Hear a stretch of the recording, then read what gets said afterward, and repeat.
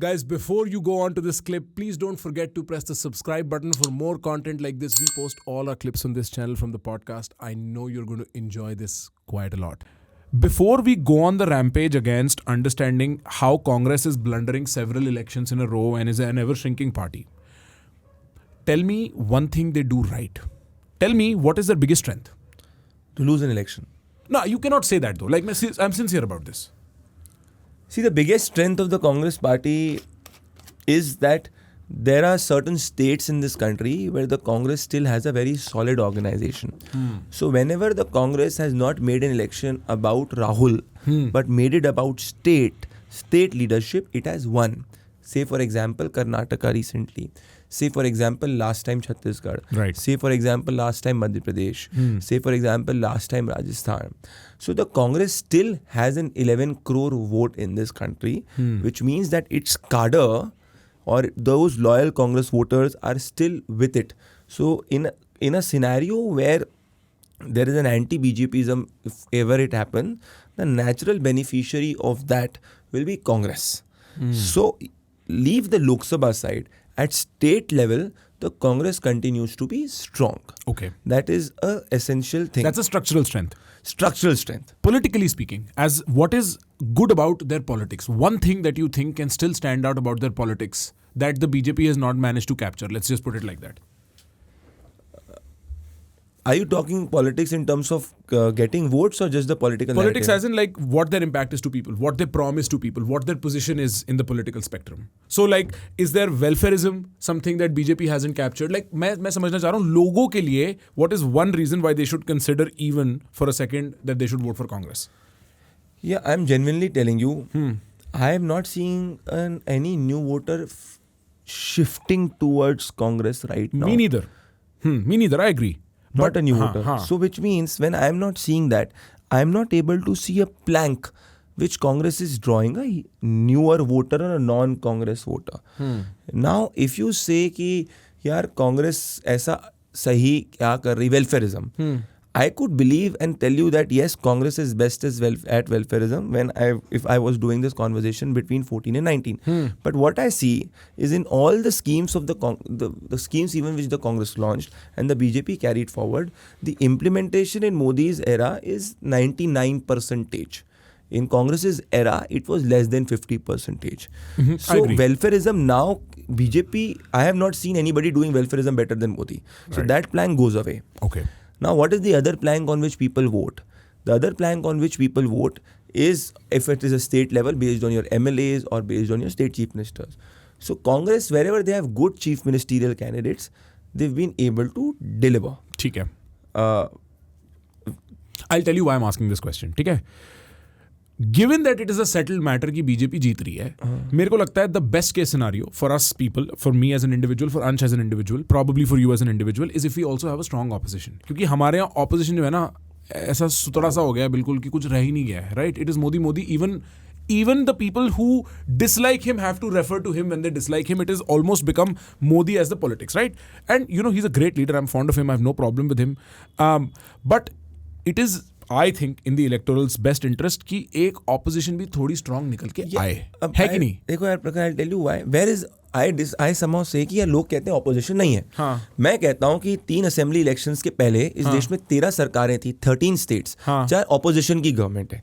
अगर चलो let's say Madhya Pradesh, Rajasthan, Chhattisgarh को मैं अगर हटा दूं, मान लो कि मैं let's imagine hypothetically we are doing this in October 2023. क्या स्थिति थी? मध्य प्रदेश में, राजस्थान में कांग्रेस की गवर्नमेंट थी, छत्तीसगढ़ में कांग्रेस की गवर्नमेंट थी, पंजाब में नॉन बीजेपी गवर्नमेंट थी, केरला में नॉन बीजेपी गवर्नमेंट थी, तेलंगाना में नॉन बीजेपी गवर्नमेंट है, आंध्र प्रदेश में नॉन बीजेपी गवर्नमेंट है, तमिलनाडु में नॉन बीजेपी गवर्नमेंट है, महाराष्ट्र में एक समय पे नॉन बीजेपी हुआ करती थी, गुजरात में बीजेपी हो गई, आप मध्य प्रदेश, राजस्थान, छत्तीसगढ़, बिहार के अंदर नॉन बीजेपी गवर्नमेंट थी. सो अगर आप कैलकुलेट करोगे तो 13 स्टेट्स हैं which is 45% plus state level पे जहाँ नॉन बीजेपी गवर्नमेंट थी. ठीक है, correct.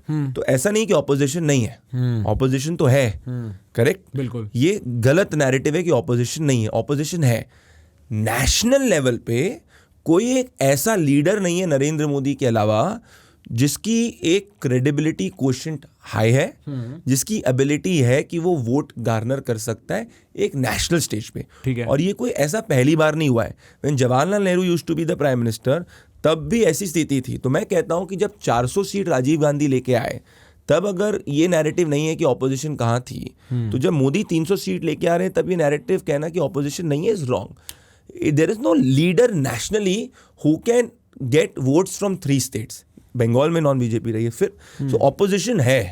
It is just that जो लोग पहले पावर में थे, जो पहले इकोसिस्टम, पहले we used to live in Congress driven politics, now we are living in BJP driven politics, and this is what will continue for the next 2 to 3 decades minimum. कि ये बीजेपी डायरेक्शन में ही swing करता जाएगा। BJP driven politics होगी, which means BJP will be the pole of polity.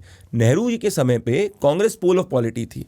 तो 1947 के बाद से लेके अगर आप देखोगे 62 फिर भी बीच में कोई फिर भी वापस कांग्रेस ड्रिवन, मतलब कांग्रेस पोल रही। बिल्कुल।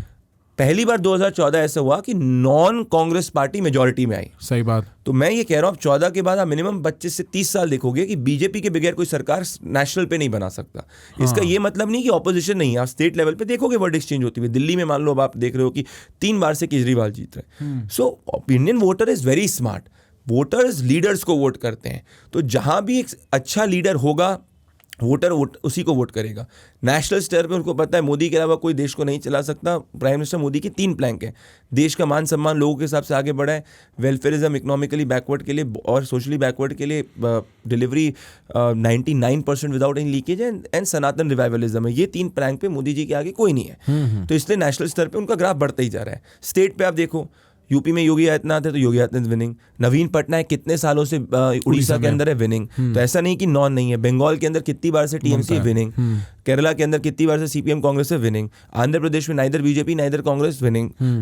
तमिलनाडु के अंदर नॉन बीजेपी, अभी भी गवर्नमेंट में बीजेपी अपना ग्राफ बढ़ा रही है। तो ऐसा नहीं है कि वोटर्स के पास चॉइसेस नहीं है। जहां वोटर के पास ऑल्टरनेट चॉइस होती है वो उसके पास जाता है। सो ये भी मैं इस बात से भी अग्री नहीं करता कि ऑपोजिशन नहीं है। और ये रूल ही रहा है, जब भी एक स्ट्रॉन्ग लीडर रहते हैं तो you will not see a strong opposition. It's you see at the time of Jawaharlal Nehru, you see at the time of Indira Gandhi, and now you see at the time of Prime Minister Narendra Modi, because there has to be a reason for people to vote in opposition at the national level. Right. Indira Gandhi was not defeated because of opposition. Indira was defeated because of Indira. Yeah. So remember one thing, a strong leader cannot be defeated by the opposition. Only a strong leader's mistake can defeat a strong leader.